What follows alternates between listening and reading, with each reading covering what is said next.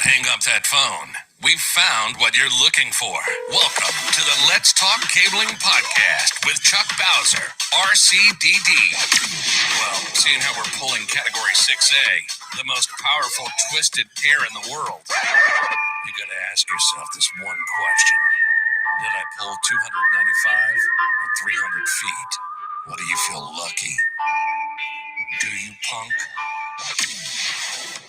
In this podcast, you'll learn the differences between a 66 and 110 punch tool, the proper way to install a support cable, along with testing and certifying the cable.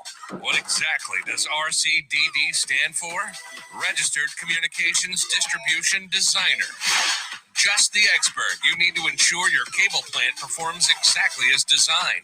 The elite professional, knowledgeable, and experienced in leading-edge ICT design principles. So join us as we talk about the ever-changing world of telecommunications. From ISP to OSP, from copper to fiber, design to installation. Now, send the new guy to the truck for a bucket of dial tone and the cable stretchers, while you listen to an informative program on telecommunications. Salutations. Welcome to After Hours Live with Chuck Bowser, where you get to ask your favorite RCDD questions. That would be me, by the way. Questions about ICT, about cabling, about project management, estimating, whatever the case may be. I want to start off right out of the gate apologizing because Chuck doesn't feel good. I got a sore throat. I almost called in sick today, but I didn't. So there you go. I'm here working. Because I am that kind of a person. So I just want to give you that heads up first. And also make sure that if you have a question for tonight's show, that you put it in the comment box. That's how this show works. You put questions in the comment box and then we answer them. But I got to get through the ones that were submitted first, and then we'll get to the ones in the chat box. But absolutely, definitely go there. While we're here and talking about this kind of stuff, if you haven't already subscribed to our YouTube channel, please do so. Please hit the bell button to be notified and stuff. We're at 300 subscribers and we are growing. We're also on all the other social medias, Facebook and TikTok. TikTok, I've got 200 users, almost 200 users, in just less than a month, and having a lot of great success there. Now, how do we always start every show? Anybody know? How do we start every show? What are you drinking? So I have here, I did have hot tea just literally an hour ago, but I'm drinking Cola Zevia. So it looks like water, but it tastes like Coca-Cola. Make sure you put in the chat box what you're drinking, so that way we all know. We can all kind of share what it is that we're drinking here. And you gotta keep hydrated, right? Especially when you're sick, because if you're sick, you're not hydrated. Yeah, we got lots of stuff going on. So we got lots of great questions lined up for today's show. We also have some good shows lined up on the podcast. I got one coming out next Monday. Will be on hyperscale data centers, and the week after that, I'm starting a new series called Industry Icons, where periodically I'll interview somebody who's been in the industry for a long time and they've made significant impact in this industry. And I just want everybody to know who they are. And I know I don't do this very often, but I'm going to do it today. If you want to support this show financially, go to Patreon, become a member. You can also make one-time donations. Companies can sponsor this show as long as they understand it's a vendor-neutral show. I also just started up a Buy Me a Cup of Coffee subscription thing as well, too. So there are ways to help support this show. Now, the show's free, and it will always be free because that's how I designed this place in the first place. I don't ever want to charge for knowledge, but also keep cognizant of the fact that it does cost money to run this show. So make sure that you do that. So we got a question already coming in from George. How is it going using your AEM tester? I've got some shows coming up using that AEM tester, so make sure that you watch out for that. Okay, some really, really cool stuff going on. Now, the second thing that we always do on every show is what? Anybody know? It's part of what I'm known for, the acronym challenge. The acronym challenge. So today's is NEMA, N-E-M-A. N-E-M-A, NEMA. What does that acronym mean? Do you know? Put it in the chat box if you know the answer to this. And while I'm talking acronyms, I always got to do my PSA. Spay or noodle your acronyms. We already have enough. We don't need more. Be responsible. We have enough. So what does NEMA stand for? Nobody's even guessing. Wow, everybody's quiet tonight. It stands for National Electrical Manufacturers Association. Okay. So when you see those ratings, like NEMA ratings stuff, that's the standard body that is actually governing those facts. Okay. So let's get straight into the questions, right? So straight into the questions. Let's see what we got here. The first one I had online is boom, right there. This one came in from TikTok, and I answered it on TikTok already, but there's a couple questions, really good questions I got on TikTok this week, and I think they're good enough that I needed to cover them in tonight's show. So the first one came to me and it said, Chuck, as an RCDD, what are my thoughts on handmade patch cords? Handmade patch cords. There's a place for them. There's absolutely a place for handmade patch cords. And that place is you're a Mac technician and you've got one user down, you can't get them up, and you don't have a patch cord in your truck. You can make one in the field. Okay. For projects, I highly recommend Tom got it. There you go, Tom. Very good. National Electrical Manufacturers Association. Yep, very good. I highly recommend that you always use factory-made patch cords. And I'm not saying that because I work for a manufacturer during the day that manufactures patch cords.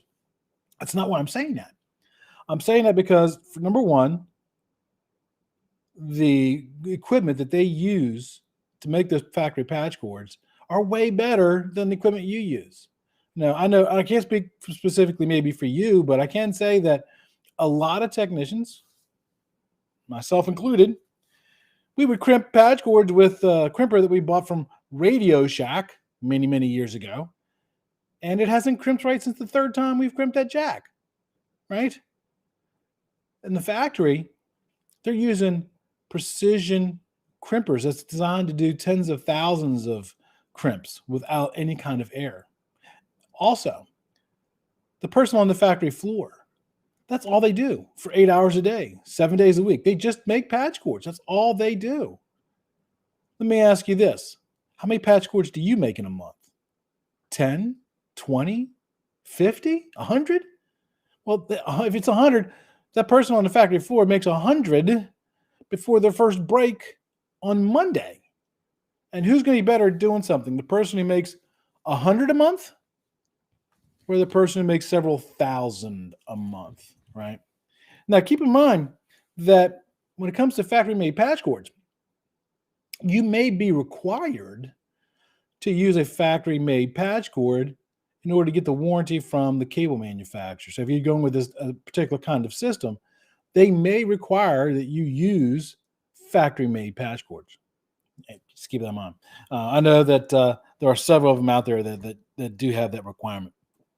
Okay, so now the next question that came in also came in from TikTok. Remember, if you have a question, put it in the chat box. And as soon as I get done going through all these three, I will go ahead and keep an eye out for them. So the first one is, any tips to pass the BICSI hands-on exam for technician level? Okay. I do have to preface this answer to this question. Yes, I am a BICSI certified technician, and I was a BICSI certified trainer 20 years ago. 20 years ago. The process may have changed since then. All right. I can't speak for how the process is now, but I will talk about how the process was when I took it. Okay. First tip I have for you when you do the hands-on, put your safety glasses on before you start the task. Do not take your safety glasses off until you finish the task, because to many instructors, that's an immediate fail point. Okay. Now, again, when I took the class, they had a certain amount of hands-on tasks that you had to do. and I think the number was 6, if I remember correctly. So they would give you 6 sheets, and they were random. Not everybody got the same 6. And on each of the tasks had its own sheet, and it had steps: step 1, step 2, step 3, step 4, step 5, step 6. Just go through the steps and make sure you follow it to the letter, right? Follow it to the letter. Make sure if it says to label it a certain way, label it that way. If it says to cross-connect it to a certain pad address, cross-connect it to that pad address. And then when you get done with that sheet, generally you got to call the instructor over so they can come look at it to verify that you did it correctly. Before you call that proctor over to come look at your task, look at it again yourself. Just double check yourself before you call them over, right? So definitely make sure that you're wearing your safety glasses and follow those tasks completely. I have found, now when I used to be the certified trainer for a large cable manufacturer, a large cable contractor in Northern Virginia, and I used to teach the BICSI class about once a quarter. So we bring in 16 students. We would teach them Monday through Friday, and then Saturday we would open it up to anybody who wanted to take the exam. So that way, if there were technicians who wanted to take the exam but couldn't get in the class, they could come in and take the exams. Through my personal experience, I found that those who attended the class had a higher percent of passing rate than those who just came in. Because what would happen is the people who didn't take the class, they would come in, especially like if they got the 66 block, right? They would come in and they would terminate it, and they terminate the way that they were taught. Ask my wife, she'll tell you. Just because that's the way your grandfather told you to do it doesn't mean that's the way we're doing it today, right? So in order to find out the ways that the instructor is going to be looking for, or the proctor will be looking for, take the class.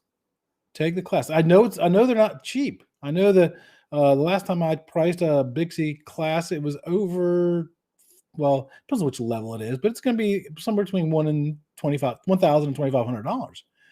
That's an investment. Trust me, you will recoup that back over your career. Take the class, and you'll find that the instructors will set you up for a pass, not for a fail. They want you to pass that class. They're not there to beat you up. They don't want you to fail. They want you to pass, and they're going to help you with that.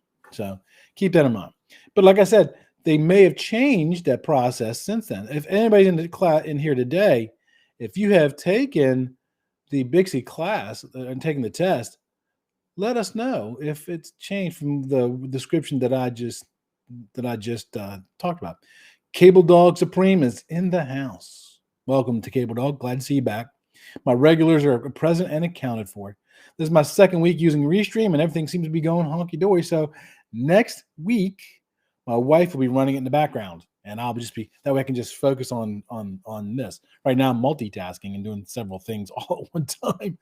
Yeah, I'm busier than a one-legged man in a butt-kicking contest, right? So let's talk about the next question, right? So the next question, again, this one came in from LinkedIn, and this came from Todd, right? So Todd asks us, what's the best way to study for the RCDD exam? What's the best way to study for the RCDD exam? If you have taken the RCDD exam and you have some tips for Todd, put them in the comment box. All right. I have about 10 tips, and you probably can hear my dog click clack coming back here in a minute, but that's okay. Harley is part of the show. So yeah, put your suggestions in the box. And she wants attention right now. So the first suggestion I have is make it a goal. Harley, go find mama, baby girl. Go find mama. Make it a goal. Pick a date. Find where they're going to be conducting the exam. Pick that date. Make it painful. Pay for that exam. That way, if you chicken out or you procrastinate, it's going to cost you financially, right? So pick that date. Once you've picked that date, then come up with a reading plan. What I mean by reading plan. So what I did was I picked a date, and I figured, okay, there are X amount of days between the day was and the day I was going to take that test. I divided the number of pages in the TDMM by that number, and I said, okay, well, I got to read 20 pages a day, 30 pages a day, whatever the number was. And I gave myself off on Saturdays and Sundays. So I did only weeknights. So that way you know how much you have to read in order to get through that book in time to have thoroughly read through that book before you sit down and actually take the exam. Okay, so make it painful and make sure you read through that. The second tip I have for you is get involved in a TDMM study group. A TDMM study group. Now, where do you find this? You can go on LinkedIn. I've seen several posted on LinkedIn. I just ran one. Last 6 months we went through the TDMM. Contemplating running another one in January. Just check back with you Monday. In January, if you are interested, let me know. Hey, Chuck, are you doing that? Now, here's the reason that I suggest getting into a TDMM study group. The first reason for that is accountability. Accountability. I'll be the first to admit, when the study group that we just went through, there are a couple of weeks where had I not been in a study group and I had not known that there was a bunch of people that I'd be have to facing saying, I didn't do my reading, it motivated me to get through my reading. Right? And if you can't find a TDMM study group, create one. It's not that hard to do. Right? And there's lots of free video conferencing stuff. Zoom will give you 40 minutes a day for free. Create one. Put it out on LinkedIn. Say, I'm doing a study group. A bunch of people who help me go through it, and create your own group and meet consistently. Now, with that in mind, most people learn through multiple sensory inputs. What does that mean? That means the more senses you can incorporate into the learning process, the better chances you have of retention. Okay, so some tips. Either make, or better yet, just buy the BICSI flashcards. If you don't want to buy the BICSI flashcards, make your own, right? And as you're reading, write down the stuff that you think is important. It'll show up on the test. What I would generally do with mine is I wrote a question on the front and then the answer on the back. And then as I was driving to and from work, I had my helper in the truck with me, and I'd give him the cards, and I'd say, quiz me. And that's all we would do on the commute. If you're spending an hour and a half in a commute, capitalize on that time. Right? Now, what if you don't have a helper? I talked to one guy one time that he made voice recordings on his phone, and then he would play them over the Bluetooth on the vehicle so he would quiz himself, make quiz questions and stuff, and that way he can listen to those on the way to and from work. You've got to immerse yourself in that, because if I remember right, there's like 2,200 pages in the current edition of the TMM, if I remember right. I don't remember the exact number off the top of my head. It's a lot. It's a lot of information. So yeah, record that and kind of go through it. You do have to immerse yourself in it because you got to do more than just read that information. You have to be able to regurgitate that information, right? You got to be able to know that information. I'll give you an example. When you take the exam, they give you the ability to contest questions if you think there's a problem with one of the test questions, right? There was one particular test question because it took me 2 times to pass the RCDD test. There was this one particular question that I had problems with. I knew the chart that they were referring to, but the way that the question was worded, I couldn't really determine which piece of information they wanted out of that table. So I gave them the answer that I thought they wanted, and then on the back I contested the question, and I just said, look, I'm not sure your question was worded vaguely, and I wasn't sure what the correct answer, but here's the table. And I drew up the whole entire table. I had it memorized to that point. That's what it takes to pass that test. Okay, that's what it takes. My next tip for you is find one of those places that has practice RCDD exams. There's many of them out there.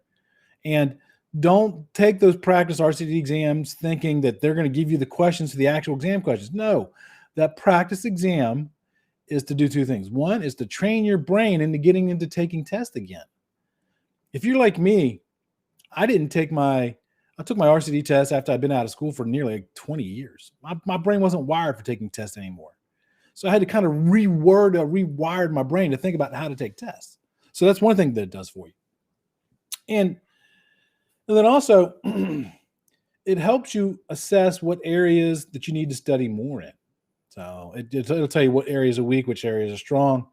So definitely get hold of one of those.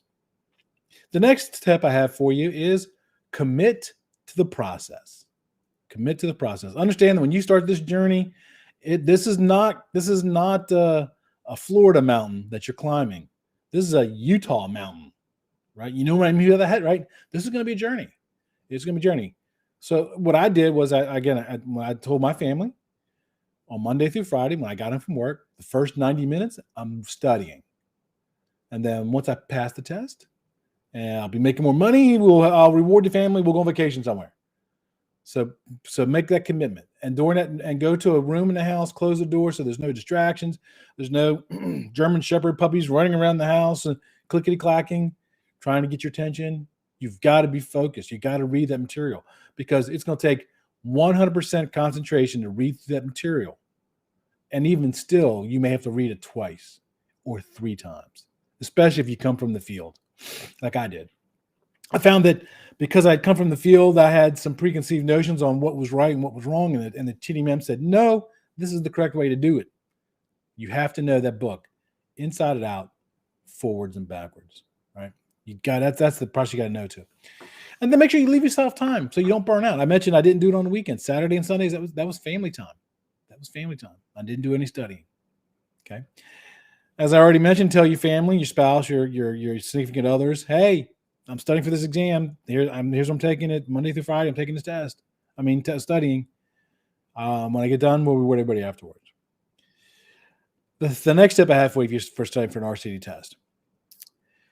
When you're reading through the TDM, you're going to find things in that book that you don't understand.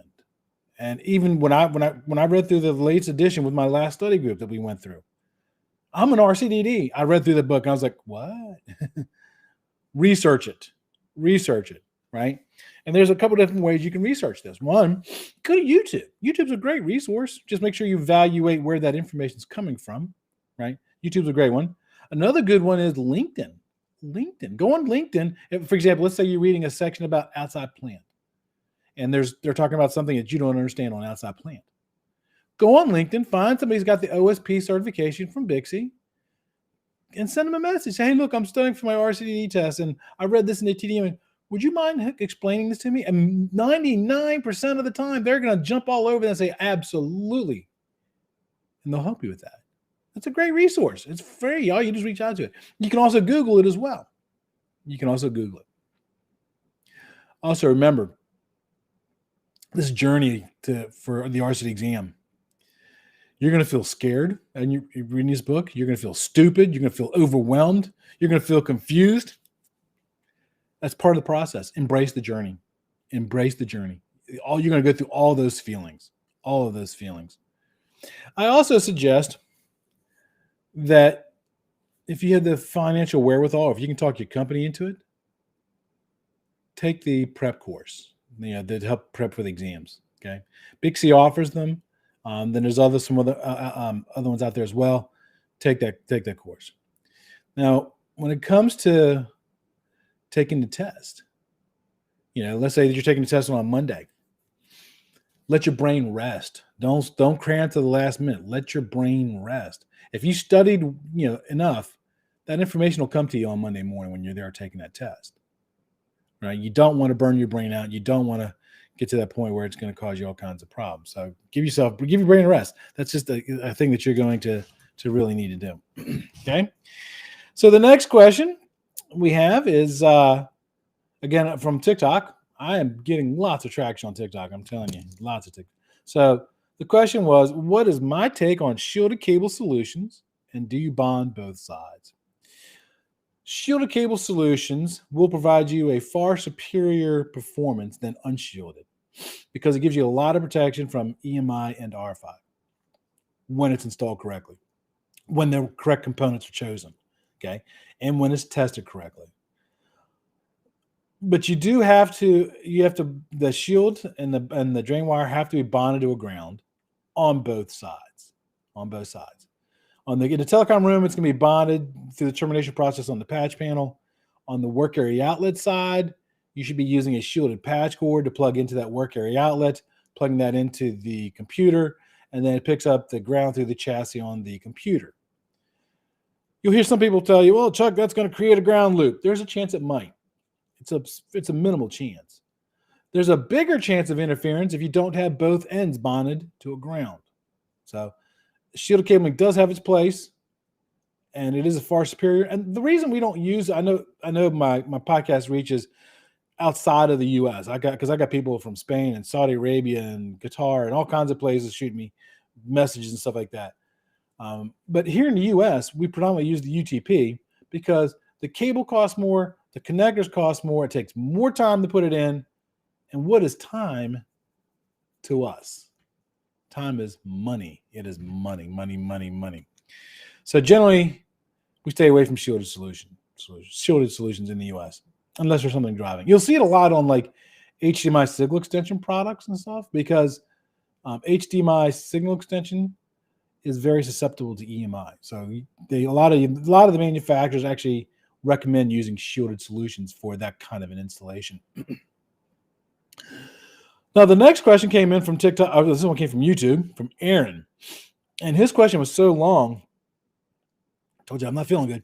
His question was so long, it didn't fit in my comment things here. So I'm going to flip over my web browser and actually read this question to you. And he says, in the ITSM 7th edition on page 5-21, it states that balanced twisted pair cables shall have 1.6 feet of slack left in the work area outlet to allow for termination, 0.1 foot after termination. Cables shall not be stored in loops. Can you explain what that means and why? I've always done 5-foot service loops above the drop locations. Okay, so it's a minimum. It's a minimum. You can always leave more. Matter of fact, let's flip over to the TMM, right? The 14th edition of the TMM. And it talks about the slack. So in the telecom room, it tells us for balanced cabling that you need to leave sufficient to reach the furthest corners of the telecom room, plus the distance of the floor to ceiling. But you got to make sure that you don't exceed your maximum permanent link length of 295 feet. For optical fiber, it's going to be the same thing, plus an additional 10 feet for storage of slack storage. Now, at the work area outlet, the 14th edition tells us that you need to leave 1 foot in a jack afterwards. So you can leave slack. Just the key is the two critical things you want to pay attention to when you're leaving slack is make sure that you don't leave so much slack that you don't have enough that you're over your permanent link length, and also make sure that you don't leave more in there that was estimated, because you could run out of cable before you run out of drops, which could cause you problems. Now, as far as how do you store those coils? Extended loops, right? Maybe like an oval shape. You can even do a figure 8. What they really want you to avoid doing is doing those small little circles. Those create inductive coils and can cause you all kinds of problems. All kinds of problems, right? Let me see. And then let me see. Do I have any other questions? I don't think I did. Nope, I don't have any more questions. Yay, I got through all of the user questions. Let me flip over to the chat section. I'm sorry, I've been kind of ignoring everybody.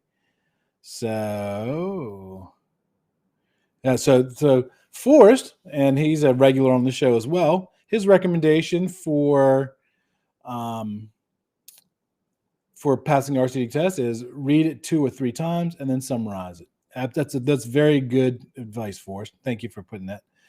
Shotzi has some suggestions. Hey, Shotzi, I didn't see you come in the room there, buddy.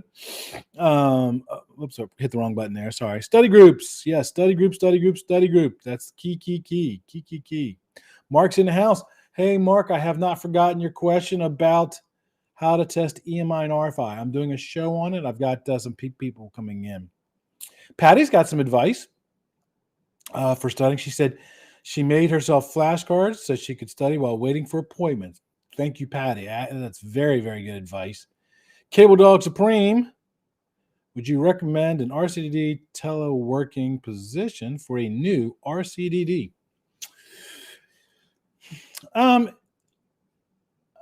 Probably not. I'm not going to say absolutely no to that, but probably not. And here's why. Because when you pass your test, there's book knowledge and then there's actual field knowledge that when you actually apply that stuff. So I would recommend that if you just pass your RCDD test, that you work side by side with somebody under supervision of somebody for at least a year, and then maybe do the telecommunication RCD thing. But there are some people out there that are absolutely brilliant, way smarter than I am, Cable Dog Supreme. And so something like that, maybe yes, right? All right, there. So Patty had another thing in here. She said, but don't count on the course being enough. Put the time in first and use the course to clarify. Absolutely. Great. That's why I tried to point. She's talking about those practice exams that I mentioned earlier. Absolutely. Don't just, I know people who have gone through that and they just kind of, I'm just going to do the exams and I'm going to pass it that way. No, read the book so you can thoroughly understand it. Read the book. The exam should only be used, those practice exams should only be used to gauge how well your studying is going. Okay. It's going to tell you what areas you're weak in, what areas you're strong in. Okay. So always definitely use that. Cable Dog Supreme has another suggestion for you buy the Post-it note tabs. You're going to need them. Yes, there's a lot of information in that 14th edition TDMM. A lot of information. And like I said, I will be doing another study group. I kind of decided as I was doing the show, I will do another one in January. So keep in mind, if you wanted to be a part of that study group, by all means, look me up. I will tell you that one thing that happens a lot, at least of what I found with study groups, especially RCDD study groups, it weeds out those who aren't committed to the process. When I started that last study group, we had 24 people signed up for the group. By the time we finished, we had 6 people consistently showing up. 6 people. Now, I'm not saying that people are quitters or losers. I'm saying things come up, they had to quit it to go to another job. This is a process. It's not easy. If it was easy, everybody would be doing it. It's a hard process to go through. It truly, truly is. George has a suggestion, and then after that, we'll go ahead and close out the show. He says, use Quizlet. Quizlet. I'm assuming that's a website or a software. George, let me know. What is that? Is that a website or a software where you can create your own tests? That's actually, there's one out there called, when I ran the TDMM study group, to help us study, we kind of did our own practice exams, and I did them in Easy Test Maker. It's like $70 a year, and it worked really well. So you got to immerse yourself, and you got to put the effort into it. Like I said, it's not going to be easy. And if you do pass your RCD test and you use some of our tips, hints that the group here helps suggest to you, let us know. Let us know. And if you do pass the RCD test, make sure that if you see me walking around one of the BICSI conferences, you come up, let me shake your hand, because it's an achievement. It truly, truly is an achievement. And you also find, this last thing I promise, and then I'll log off. I know I'm already past 30 minutes. You'll find that once you get your RCD, and I guarantee my RCDs in this room will confirm this in the chat box. When I got my RCDD, my career shifted into second gear. They started to trust me more. I started to make more money. Started getting opportunities present themselves to me that would otherwise I probably wouldn't have gotten. If you're thinking about getting your RCD test, do it now, especially since they're a ways from coming out with the 15th edition TDMM. Because every time they come out with a new edition, they add pages to it. So do it now. Don't procrastinate. Don't be like Chuck. Chuck procrastinates. Do it now. Okay? All right, everybody. I appreciate everybody being here tonight, and I hope that me being sick and under the weather didn't impact the performance of tonight's show, and you got everything out of it, because like I said, I'm probably going to turn this off and then go to bed. So until next week, everybody, be safe.